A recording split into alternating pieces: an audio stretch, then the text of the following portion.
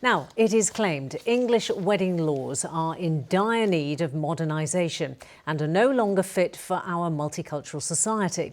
In the second report in our series on marriage this week, we've been taking a look at claims that 200-year-old conventions are holding couples back from having their ideal ceremony. While some even spend years thinking their union was legally binding, only to find out it isn't. Nick Smith reports on the growing calls to reform how we can tie the knot.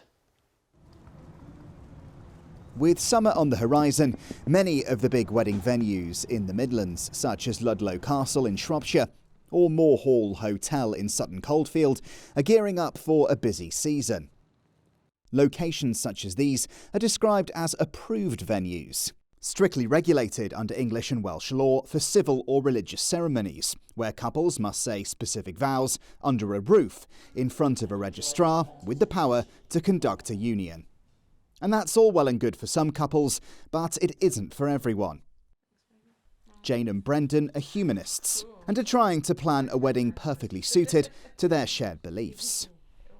We have a humanist celebrant and she actually gets to know the couple. The location is a beautiful place that we've chosen that means something to us, and we get a wedding that's tailored to us. The problem is, this humanist ceremony won't be legally recognised, meaning they'll have to double up, paying hundreds of pounds for an extra civil ceremony at a registry office. The civil ceremony itself has its restrictions, and those are the language that have to be used, where it has to be conducted, and who conducts it as well is very limited. And that doesn't fit with how we imagine the time we choose to commit to each other and make that statement in front of our friends and family. We want it to be personal to us, and you don't have that choice.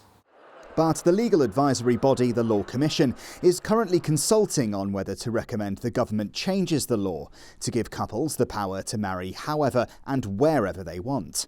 One charity promoting the institution of marriage claims it could considerably drive down the cost of weddings. The Law Commission's proposals will allow people for the first time to get married anywhere they like. And so it won't be licensed to the building, it'll be the person who registers the wedding. And we think that that's an excellent move, and especially if it makes weddings more accessible to people who don't want to spend a fortune. I hope that being able to get married outside of the monopoly of venues that there are at the moment will help more people to cut their costs.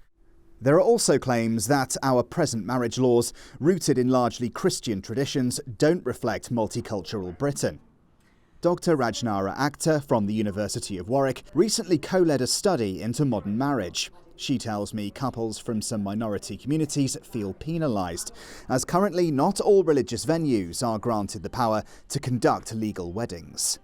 It becomes problematic where you have a couple who's entered into a ceremony of marriage that they believe is legally binding, but actually doesn't attract that legal recognition. Often that won't come to light until something has gone wrong. So that could be divorce, or it could be the death of one of the partners. If you have a plethora of wedding ceremonies that are not recognised legally, it is an issue that has to be taken on board by government and reform proposals implemented. The Law Commission is set to announce recommendations on reforming marriage in July, and then it will be up to our lawmakers in government to decide if we stick with our traditions or modernise in the biggest shake-up to matrimony in centuries. Nick Smith, ITV News.